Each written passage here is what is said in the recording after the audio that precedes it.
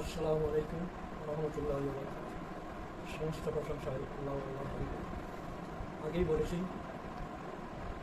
বন্ধুরাষ্ট্র ভারতীয় বাহিনীর গোলন্দাজ বাহিনীর ছত্রছায়ায় আমায় আমাদের কোম্পানি সহ কোম্পানি কমান্ডার লেফটেন্যান্ট ইকবাল সাহেবের নেতৃত্বে আমি টয়েস হিসেবে ছিলাম ওই কোম্পানির। আমরা বল্লভপুর দিকের যে আগ্রাসন করি, সেখান থেকে পরে আবার রিট্রিট করিয়া ভারতে ফিরে আসি।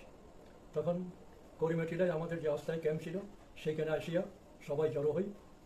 মধ্যে ওইখানে হিসাব করে দেখা যায় যে আমাদের একজন সিপাহী সে শহীদ হয়, তাও মানে যাওয়ার পথে, অর্থাৎ ওই যুদ্ধক্ষেত্রে নয়, বা মানে আমরা যেটুকু গেছিলাম সেইখানে নয়, আমাদের পিছনে সে আমাদের সাথে পুরোপুরি শরিক হয় নাই, পিছনে সে রয়ে গেছিল। তো ওর শুদ্ধ করার পর ওর কবরের বন্দোবস্ত করে আমরা 2-3 দিন ওইখানে রেস্ট করি। এরপর আমাদের জন্য হুকুম হয় যে আমরা নতুন আরেকটা ক্যাম্প, যেখানে নতুন করা হয়েছে, প্রথম যেটা 2 নম্বর সাবসেক্টর 2 নম্বর ক্যাম্প ছোটকির শাহবাগানে ছিল, তার চেয়ে আরেকটু ওইটা বটতলাও বলা হয় এবং রানীরহাট শাহবাগানও বলা হয়। অপোজিটে অর্থাৎ বাংলাদেশের দিকে হচ্ছে আপনার বাগান বাজার টি গার্ডেন, আর ভারতের দিকে হচ্ছে ওই রানীরহাট টি বাগান। সেইখানে আমরা কিছুটা অস্থায়ী ছোটো ছোটো থাকার জন্য ঘরের বন্দোবস্ত করি এবং তাঁবুরও ব্যবস্থা হয় সেইখানে। আমাদের কোম্পানিও এবং সাথে লেফটেন্যান্ট মাহফুজের কোম্পানিও আমরা একসাথে ওখানে অবস্থান নিই। ওইখানে লেফটেন্যান্ট মাহফুজ সাহেবের নেতৃত্বে, অর্থাৎ ওই সাব সেক্টরের দায়িত্ব ছিল লেফটেন্যান্ট মাহফুজ সাহেব, ওনার নেতৃত্বে কিছু ছোটো ছোটো অপারেশন করা হয়। এরপর কিছুদিন পর আমি বললাম লেফটেন্যান্ট মাহফুজ সাহেবকে যে আমার এখন কিছু বোরিং ফিল করতেছি, আমার একটু রেস্ট বা ছুটির দরকার, আমি একটু ঘুরে দেখব যে কোথায় কোথায় আমাদের, কারণ যেই অঞ্চলে ছিলাম সেই এলাকায় আমাদের চিটাগানের এদিকের কোনো শরণার্থী ছিল না। ওদের খোঁজ নিয়ে জানলাম ওরা আরও আগের দিকে, অর্থাৎ উদয়পুর, কালামান, এই সমস্ত এলাকায় আছে। তখন আমি বললাম যে আমি একটু আগরতলা পর্যন্ত ঘুরে আসবো। তো উনি বললেন যে ঠিক আছে, আপনার কয়দিনের ছুটি দরকার? আমি বললাম আমাকে আপাতত 5 দিনের ছুটি দেন, 5 দিনের ভিতরে ঘুরে চলে আসতে পারবে ইনশাল্লাহ। তখন আমাকে ওই লিভ সার্টিফিকেট, অর্থাৎ সাবসেক্টর 2 লিভ সার্টিফিকেটের মাধ্যমে সিল দেওয়ার পর ওই ছুটি 5 দিনের ছুটি গ্রহণ করে এবং আমি ওইটা নিয়ে রওনা দিই। তো ব্যাপার হচ্ছে যে আমি সিঙ্গেল ছুটি ছাড়াও, মানে অর্থাৎ ওই সার্টিফিকেট ছাড়াও যেতে পারতাম, কিন্তু তারপরে ওইটা নেওয়ার উদ্দেশ্য হচ্ছে যে আবার বিভিন্ন জায়গায় যেন আমাকে সন্দেহ না করে। ওইখান থেকে মনু নদী যখন পার হইয়া ওই পারে যায়, সেখানে মানে জয় বাংলা কৃষ্ণনগর জয় বাংলা অফিস ছিল, সেই অফিসের সামনে যখন গেছি ওইখানে দেখা হয় আমাদের কাজী আব্দুল ওহাবের সাথে। সে আমার ক্লাসমেট ছিল, সেই হিসেবে পরিচিত, এবং সে জানতো আমি আর্মিতে চাকরি করি। তখন সে প্রথমে একটু সন্দেহের দৃষ্টিতে দেখে, পরে তাকে বললাম যে না, আমি এখন মুক্তিযুদ্ধে অংশগ্রহণ করেছি এবং আমার কাছে দেখো এই মানি সাব সেক্টরের যে ছুটির যে অনুমতিপত্র দেওয়া আছে, লিভ সার্টিফিকেট। দেখে ও খুব খুশি হলো এবং আমাকে ওদের অফিসে নিয়ে যাইয়া, অর্থাৎ জয় বাংলা অফিসে নিয়ে যাইয়া কিছুক্ষণ আপ্যায়ন করার পর আমাকে বলে যে তুমি কী করবো? আমি বললাম যে আমি আরেকটু বেড়াতে যাবো, তো আগরতলা পর্যন্ত যেতে পারি। ওইখান থেকে আগরতলা যাই। আগরতলা ওই সময় আপনার দুর্গাপূজা ছিল, তবে আমরা তো পূজা দেখি না, কিন্তু তারপরেও ওই পূজার সময় আগরতলা মানে ওইখানে প্রথম একদিন একটা হোটেল উঠলাম, অশোকা বোর্ডিং বলা হয়, হোটেল অ্যান্ড বোর্ডিং। ওইখানে একদিন থাকার পর সেখান থেকে আবার ফেরত আসার পথে আমি চিন্তা করলাম যে মানে ব্যক্তিগত নিজেও জানতে পারছি এবং খবরও পেলাম যে আমাদের এলাকার এমপি আবদুল্লাহ আল হারুন সাহেব উদয়পুর আছেন। উদয়পুর যাওয়ার পর ওইখানের থেকে যখন খবর পেলাম যে সেই কলাছড়া ক্যাম্পের দায়িত্বে আছে, তখন উদয়পুর কলাছড়া যে শরণার্থী শিবির আছে ওইখানে যাওয়ার পর এবং খোঁজ নিয়ে ওনার বাসায় পৌঁছি। সেখানে ওনার সাথে দেখা হয় এবং উনি খুব খুশি হয় আমাকে দেখে, কারণ উনি আমাকে আগের থেকেও জানতেন, আমার আব্বাকেও চিনতেন, সবাইকে জানেন ভালোভাবে। সে হিসেবে ওনার এখানে রইলাম এবং কিছু আপ্যায়ন করার পর ওনাকে বললাম যে আমি তো থাকবো না, চলে যাব। তখন উনি আমাকে বলেন যে আমার একটা কাজ করতে হবে, অর্থাৎ ওনার যে ভাই মানে বর্তমান অর্থাৎ আবদুল্লাহ নোমান বাসা নিয়োগ করতে, সেই হিসেবে একটু অসুবিধে আছে। আমি বললাম যে এটা তো কোনো কথা নয়, মুক্তিযুদ্ধে যে কোনো কেউ শরীর করতে পারে, সুতরাং অসুবিধা হলে তাকে আমার সাথে দেখা করতে বলো। তবে আমি ওকে, তবে উনি বলার পর শেষে ও আমার সাথে দেখা করার পর পথে আসার মধ্যে সে বলে যে আমি আর হেডকোয়ার্টারে যাবো না, 1 নম্বর সেক্টর হেডকোয়ার্টারে, আমি এখান থেকে মানে আমাদের একটা গ্রুপ আছে সেগুলি নিয়ে বাংলাদেশের ভিতরে চলে যাবো। সে তখন বাংলাদেশের ভিতরে ওই দিক দিয়ে চলে যায়, আর আমার সাথে আর এদিকে আসে নাই। আমি প্রতিমধ্যে আরও 2-1 জায়গায় দেখা করে, 2 জায়গায় অর্থাৎ যে ছোটো যান উদয়পুর বাজার, উদয়পুর শহর, সেইখানে আবার থাকার পর সেইখানে আমাদের কালাসন্দার হাটের মানে আমার ক্লাসমেট একজন ছিল নারায়ণ, তার সাথে দেখা হয়। সে প্রফেসর ছিল তাহলে মানে ওর সম্বন্ধে খুশি, ওর সাথে দেখা হওয়ার পর তো বললাম যে তুমি কেমন আছো, সেও যে বা আমরা ভালো আছি। আর এখানে একটা জিনিস আমি চিন্তা করলাম, বহুত দিন বাড়ির থেকে এখন বাইরে আসি, বাড়ির অবস্থা কি অর্থাৎ সব মানে খাওয়া দাওয়া কীভাবে কী চলতে জানি না। তো আমার কাছে কিছু টাকা ছিল, আমি ওই টাকা এমপি হারুন সাহেবকে দিই, বলি যে মানে এই টাকা যদি আপনার যোগাযোগ থাকে বাংলাদেশের সাথে, বলো উনি বলেন যে আমার সাথে বাংলাদেশের সাথে যোগাযোগ আছে, লোকজন আসা দেওয়া আছে এবং এর ভিতরে খবর নিতে পারবো। তো আমি বললাম তার যদি সম্ভব হয় তাহলে কিছু টাকা আমার আব্বার কাছে পাঠাই দিন। ওই টাকা ওনার কাছে দিয়ে আসি। আসার পর এইদিকে ওই নারায়ণবাবু অর্থাৎ আমার ক্লাসমেট, আপনি এই যে আমরা যেদিন থেকে জয়েন মানে অর্থাৎ মুক্তিযুদ্ধের শরীর করছি সেদিন থেকে আমরা যারা ফোর্সের মধ্যে আসি, আমাদের অফিসে অর্থাৎ জেসিউ র্যাঙ্ক যারা আছে তাদেরকে 150 টাকা করে ভাতা দেওয়া হতো, যেটা মানে ভারতীয় আর অর্থাৎ আর্মির সেনাবাহিনীর একদিনের বেতন তারা আমাদেরকে দান করে এবং একদিনের রেশন। তার থেকে আমরা রেশন, মুক্তিযুদ্ধ যারা আমরা ছিলাম আমরা রেশনও পেতাম এবং রেশন মানিয়ে পেতাম। আর ভাতা হিসাবে অফিসের হিসাবে আমি 150 টাকা পেতাম। এর ভিতরে উপরে যারা তাদেরও 250 টাকা ছিল, কিন্তু বহুজন নিত না, যতদূর সম্ভব ওনারা নেয়। কিন্তু আমরা নিচে ওই হিসেবে টাকা ছিল, কিন্তু আমাদের খরচ করার মতো কি ছিল না, কারণ যে বেতন এবং যে অর্থাৎ রেশন এবং যে পাইতাম যেখানে যেতাম সেখানে তার দিয়ে চলা যেত, নতুনভাবে কোনো কিছু পকেট থেকে কিনে খরচ করতে হতো না।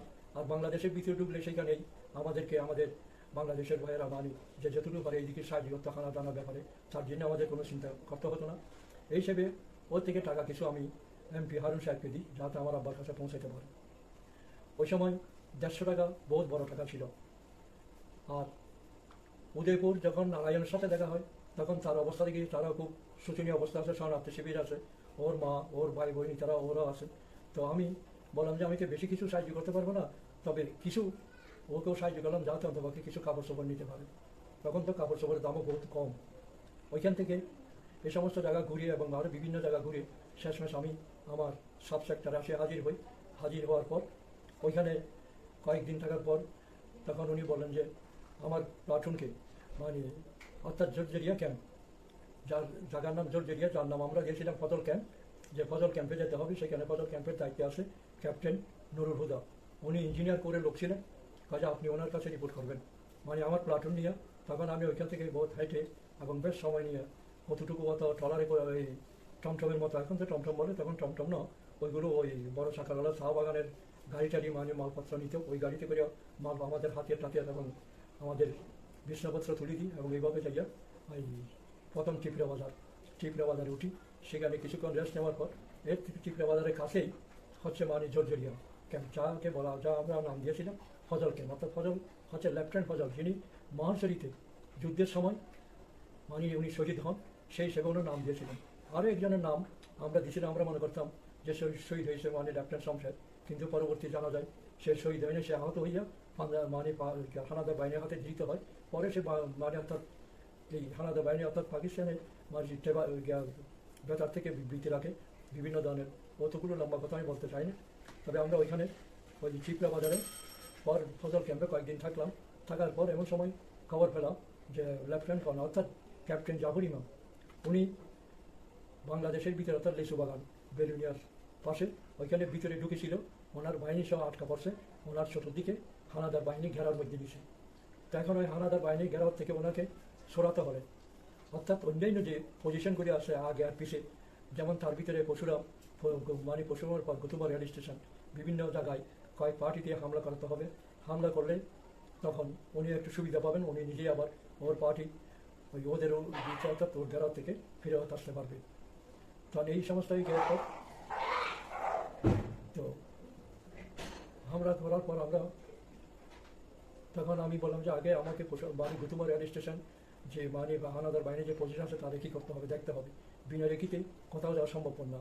তখন আমি বাংলাদেশের ভিতরে মানে ভারতের ভিতর দিয়া হইয়া বাংলাদেশের ভিতরে ঢুকি, বহুত ভিতরে যাইয়া ওইখান থেকে আবার ব্যাক করিয়া পরশুরাম মানে গৌতমা রেল স্টেশনের নিকটবর্তী হইয়া এই সমস্ত পজিশন দেখার পর মানে ওইখানে দেখেছি 6টা ব্যাংকার আছে।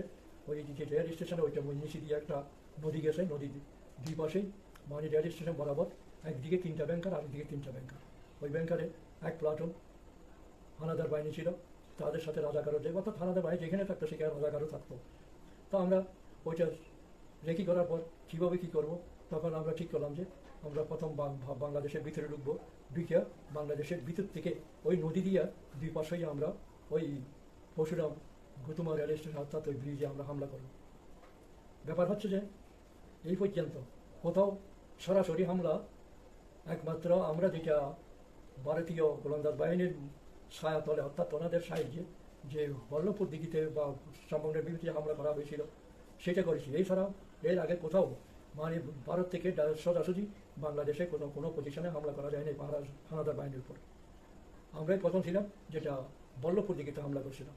আর সুতরাং এ আবার ওই সমস্ত নিয়ম আবার শুরু হয়ে যায়, বলে যে না আপনারা সরাসরি হামলা করতে পারবেন না, আপনারা যদি করতে হয় তাহলে বাংলাদেশে বিদ্যুৎ দিয়ে যাইয়া করতে হবে, যাতে একটু বোঝা না যায় যে আমরা মানে আপনার ভারতে আমাদের মিত্রবাহিনী বলে যে আমরা আপনাদেরকে আশ্রয় দিচ্ছি বা আমাদের থেকে আপনারা যে যাইয়ে সোজাসুজি আমাদের থেকে হামলা করতেছেন।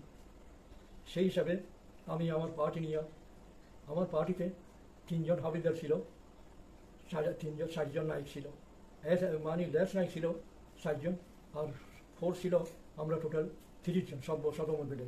হাতিয়ারের দিক দিয়া আমরা খুব স্বয়ংসম্পূর্ণ ছিলাম, যেহেতু আমার কাছে 5mm রকেট ল্যান্সার যেটা রাশিয়ান, যার গোলা ছিল 16 পাউন্ডের, তারপর টুইন্স মোটর ছিল, তারপর চাইনিজ এলএমজি ছিল আমাদের কাছে 2টা এভাবে, এবং ব্রিটিশ এলএমজি ছিল অর্থাৎ, আর চাইনিজ এসএমজিও ছিল, আবার ইন্ডিয়ান এসএমজি ছিল, এসএলআর ছিল, অর্থাৎ বিভিন্ন ধরনের হাতিয়ার আমরা মানে আমাদের মানে ফায়ার পাওয়ার আমাদের খুব শক্ত ছিল, অর্থাৎ প্রয়োজনে আমরা একটা কোম্পানির সাথেও সোজাসুজি মোকাবেলা করতে পারতাম, এরকম শক্তি ছিল আমাদের। এবং আমাদের লোকগুলি খুব সবাই সাহসী ছিল, যদিও আমাদের কোনো একক কোনো সেনাবাহিনীর লোক নয়, বিভিন্ন মানে মিলিতভাবে ছিল, অর্থাৎ বেঙ্গল রেজিমেন্টের লোকও ছিল, তারপর অন্যান্য কোরের লোকও ছিল, সাপ্লাই কোরেরও, তারপর ইঞ্জিনিয়ার কোরেরও। আমি নিজেও তো প্রকৃতপক্ষে ইঞ্জিনিয়ার করেছিলাম, পরে দিয়ে পুলিশে মানে আসার পর শেষে পুলিশের অফিসার হিসাবে মুক্তিযুদ্ধে যোগদান করি। তো এখানে পুলিশের কনস্টেবল ছিল, এবং পুলিশের কনস্টেবল যারা ছিল তারা খুব সাহসী ছিল, যেহেতু তারা প্রথম থেকেই মুক্তিযুদ্ধে শরিক ছিল। আর সবচেয়ে বড় কথা, তখন হিল ট্র্যাক্টে ওই সমস্ত সিপাহীদেরকে বা এনসিউকে বদলি করা হতো, যারা অন্যান্য জায়গায় খুব বেশি দুর্দর্শ ছিল, খুব কম মানত, তাদেরকে সাদা হিসেবে দিত। সেই হিসাবে তারা এমনও কিছু মজবুত পার্টি হিসেবে ছিল। আর বিডিআর অর্থাৎ ওইসব বর্তমান হচ্ছে বিজিবি, তখন ছিল ইপিআরের যারা ছিল তারা খুব শক্তিশালী ছিল। খাস করে আমার প্লাটুন কমান্ডার ছিল, হাবিলদারের দায়িত্ব ছিল যে ইপিআরের আব্দুল হালিম। তো আমরা শেষে বাংলাদেশের ভিতরে বহুত ঘুরে যাওয়ার পর আমরা মানে ভিতরে প্রায় নিলাম যে 2টা পার্টি, অর্থাৎ এক পার্টি রকেট ল্যান্সার সহ, তার সাথে এলএমজি থাকবে চাইনিজ, এবং অপর পার্টির সাথেও টুইন্স মোটর থাকবে, প্রয়োজন হলে টুইন্স মোটর ফায়ার করবে, এবং তার সাথে এলএমজিও থাকবে, অন্যান্য তার বিভাগ হইয়া আমরা রওনা হই। এক পার্টি যেটা রকেট ল্যান্সার যে পার্টির সাথে ছিল, ওই পার্টির সাথে আমি নিজেও থাকি। আমরা কাছাকাছি যাই খুব নিকট থেকে, কিন্তু হানাদার বাহিনী চিন্তা করে নাই যে আমরা পিছন থেকে হামলা করব। তারা তো সবসময় পজিশন নিয়ে আসে ভারতের দিকে, মনে করছে ওই দিক দিয়ে কিছু হবে। আমরা ওইখানে যখন রকেট ল্যান্সার দিয়ে হামলা করি, অর্থাৎ রকেট ল্যান্সারের যে গোলা, একটি গোলায় 2-3টা ব্যাংকারের জন্য যথেষ্ট, সেই জায়গায় আমরা পরপর দোনো পাশের বাংকারগুলিতে আমরা 4-5টা গোলা নিক্ষেপ করি। তখন ওরা ওই গোলাতে আহত হয়ে মারা যায়, এবং সাথে ফায়ারও অন্যান্য স্মল আর্মসে অর্থাৎ ফায়ার করা হয়, তাতে যেটুকু করা যায় প্রায় নিশ্চিন্ন হয়ে যায়। আমরা পরে ওইখানে উঠি, ওঠার পর ওইখানে কিছু অর্থাৎ ব্যাংকারের মধ্যে আমরা কিছু মহিলাকে পাই, তাদেরকে বলি যে তোমরা এখন এখান থেকে চলে যাও। তো মহিলারা সামনে যায়, তারা ভারতের দিকে চলে যায়, কারণ ভারত বেশি দূরে ছিল না, কাছেই হয়েছে। আমরা ওইখান থেকে শেষ করার পর আবার আমরা সোজাসুজি না আসে আবার বাংলাদেশের ভিতর দিয়ে ঘুরে আমরা ভারতে আসি। ওইখান থেকে যাওয়ার পর ওই জর্জরিয়া অর্থাৎ ফজল ক্যাম্পে যাই হাজির হই, এবং আমার যা প্রগ্রেস তার রিপোর্ট আমার ওইখানকার ক্যাম্প কমান্ডার ক্যাপ্টেন হুদাকে সব কিছু জানাই। উনি খুব খুশি হন যে আপনাদের ওপার সাকসেসফুল। আর এদিকে আরও 2টা পার্টি অর্থাৎ পশুরাম স্টেশনে এবং অন্যান্য জায়গায় আক্রমণ করে দূর থেকে, ফলে ক্যাপ্টেন জাফর ইমাম তার বাহিনী নিয়ে আবার ফেরত আসেন।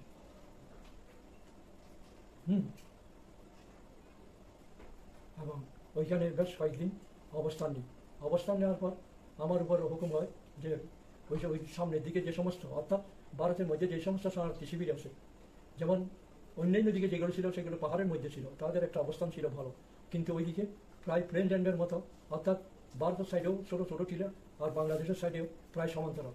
ওই হিসাবে এই ছোটো টিলার মধ্যে শরণার্থী শিবির ছিল। ওইখানে বলে যে আপনি কিছুদিন মানে বিভিন্ন ক্যাম্পগুলোর শরণার্থী শিবিরগুলোর নিরাপত্তা দেখেন, কারণ হতে পারে হানাদার বাহিনী, অর্থাৎ ওদের এই প্রতিশোধ নেওয়ার জন্য এই সমস্ত শরণার্থী শিবিরের উপর হামলা করতে পারে। তখন আমি আমার বাহিনী নিয়ে ওইখানে বেশ কয়েকটা শরণার্থী শিবিরে, মানে আজকে এই শিবির কালকে ওই শিবির এইভাবে করে বেশ কিছুদিন করার পর তখন আমার উপর হুকুম আসে যে আমাকে 1 নম্বর সেক্টর হেডকোয়ার্টার হরিণায় রিপোর্ট করার জন্য। তখন আমি আমার পার্টি নিয়ে ওইখান থেকে আবার রওনা হই, বাস, এবং 1 নম্বর সেক্টর হেডকোয়ার্টারে পৌঁছি।